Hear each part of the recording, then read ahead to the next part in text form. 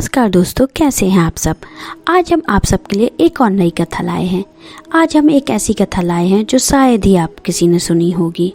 आज हम लाए हैं अगस्त्य ऋषि की और माता अन्नपूर्णा की कथा। जब भगवान श्री कृष्ण ने गोवर्धन को धारण किया तो भगवान ने अगस्त्य ऋषि का आह्वान किया कि अगस्त्य ऋषि आओ और इस देवराज इंद्र के द्वारा जो यहाँ जल भरा हुआ है उसको पी जाओ। और अगस्त्य मुनि आए, एक घूंट में सारा जल पी गए। अगस्त्य मुनि एक ऐसे ऋषि हैं जिनके पास समुद्र को एक घूंट बना कर के पीने की शक्ति है। जब भगवान श्री कृष्ण ने आह्वान किया अगस्त्य ऋषि का और अगस्त्य ऋषि ने पी लिया एक घूंट में बाढ़ का पानी। तो चलिए शुरू करते हैं आज की कथा। ऋषियों में अत्यंत शक्तिशाली ऋषि अगस्त्य शिव जी के परम भक्त थे।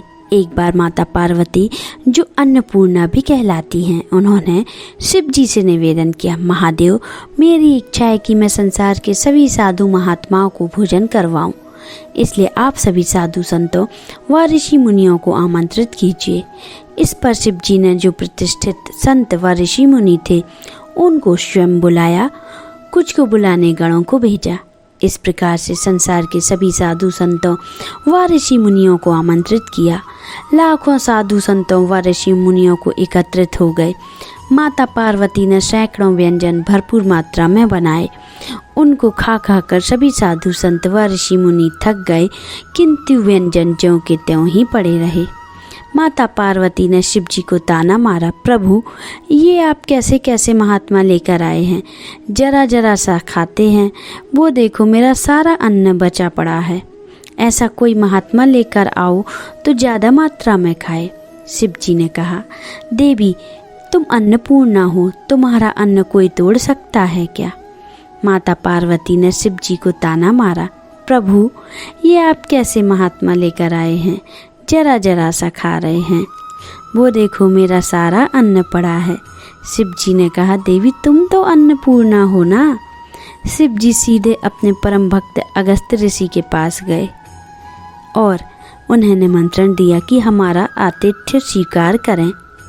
मेरी प्रिय भार्या ने ढेरों व्यंजन बनाए हैं, आपको भरपेट खाना है। अगस्त्य ऋषि ने आश्चर्य से कहा, प्रभु, ये आप कह रहे हो।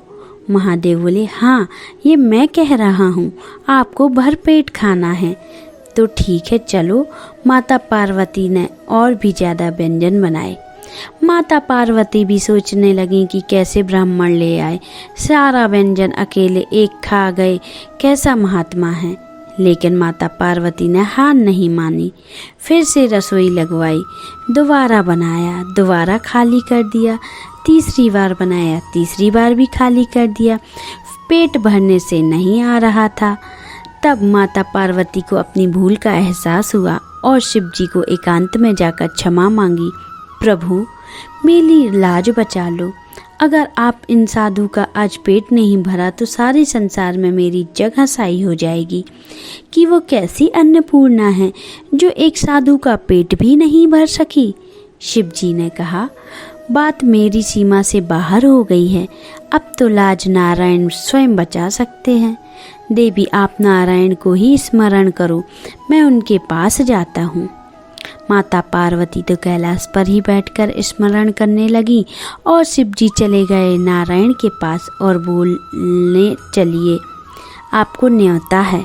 भगवान ने कहा, अवश्य, मैं सब जानता हूँ क्या हो रहा है, इसलिए मुझे जाना ही पड़ेगा। भगवान विष्णु ने एक साधु का भेष बना लिया, अगस्त्य ऋषि के बराबर से आसन लगाया, पत्तल लगाई और थोड़ा थोड़ा सा भोजन परोसा, जिसको खाकर भगवान ने पेट पर हाथ फेर और बोले, तृप्तो स्मृति, तृप्तो स्मृति, तृप्तो स्मृति, मैं तृप्त हो गया, मैं तृप्त हो गया, मैं तृप्त हो गया।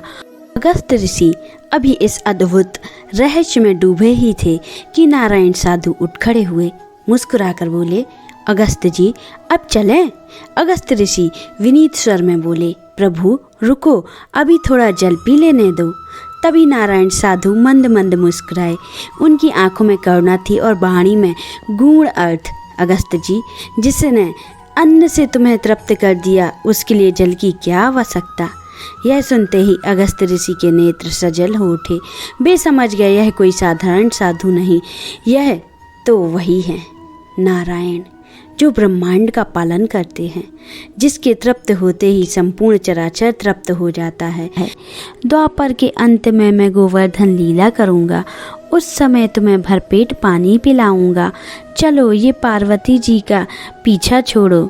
तब ऐसे भगवान विष्णु ने शिव जी और माता पार्वती जी की लाज बचाई। अगस्त ऋषि दंडवत होकर भूमि में गिर पड़े और बोले, नारायण नारायण, आपने आज यह सिद्ध कर दिया कि प्रभु तृप्त होते हैं तो केवल एक शरीर नहीं पूरा जगत तृप्त हो जाता है। तभी साधु का स्वर गंभीर हो गया। अगस्त जी, भक्ति का अर्थ यह है अहंकार का त्याग और प्रेम में समर्पण। यह कहकर नारायण साधु अंतर ध्यान हो गए और अगस्त ऋषि जीवन भर इस सत्य का गुणगान करते रहे। बोलिए जगन्नाथ जी की जय।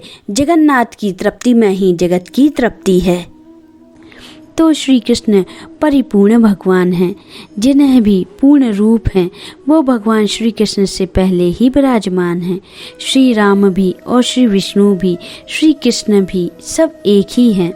तो फिर श्री विष्णु ने जब कृष्ण अवतार में गोवर्धन लीला रची और इंद्रदेव से अभिमानवश पूर्व ब्रज को वृष्टि करके पानी से भर दिया और श्री कृष्ण ने देखा कि चारों तरफ भराव हो गया है, चारों तरफ केवल जल ही जल दिख रहा है। तब श्री कृष्ण ने अगस्त ऋषि का आह्वान किया। तब अगस्त ऋषि जी आए और सारा जल जो ब्रजमंडल में भर गया था वो सारा जल पी गए। तो इस तरह भगवान विष्णु ने अपने वचन के अनुसार अगस्त मुनि को द्वापर युग में गोवर्धन लीला के समय जी भर पानी पिलाया। बोलिए ओम नमो भगवते वासुदेवाय। जय माँ लक्ष्मी, जय माँ गौरी, जय शिव शंकर। अगर आपने अभी तक हमारे चैनल को सब्सक्राइब नहीं किया है तो जल्दी से आप सब्सक्राइब कर लें, जिससे आने वाले वीडियो आपको जल्दी जल्दी मिलते जाएं और नोटिफिकेशन बेल आइकन को प्रेस करें, जिससे आपको हमारे वीडियो का नोटिफिकेशन मिलता रहे। और लाइक और कमेंट करना ना भूलें। आप सभी को नमस्कार।